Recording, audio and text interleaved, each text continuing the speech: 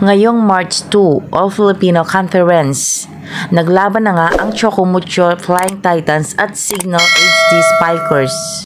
Kanino kayang koponan ang mananalo para makapasok sa semifinals? Maayos na sinimulan ng Chocomucho Flying Titans ang bawat set.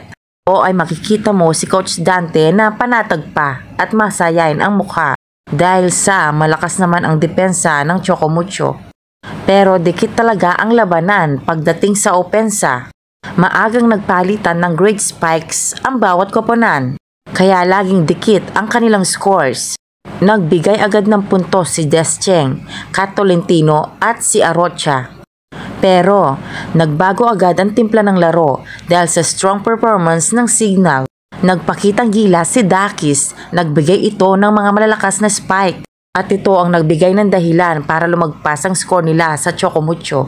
Subalit, pinahinga muna si Isa Molde dahil sa kalagitnaan ng laro ay na-injured ito.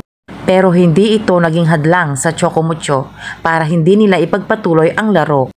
Nakuha ng Signal ang set 1 at set 2. Pagdating naman sa set 3 ay nakuha naman ng Chocomucho Flying Titans. Pagdating ng set 5 ay diktikan na talaga ang laban. Walang gustong magpatalo sa dalawang koponan. Palitan ng mga malalakas na spike. Maganda ang ipinakitang laro ng Chocomucho. Pero sa pagkakataong ito, nakuha ng Signal ang set 5 at tuluyan na ngang natalo ang Chocomucho. Maiyak-iyak sa sobrang tuwa ang Signal dahil nairaos nila ang laban.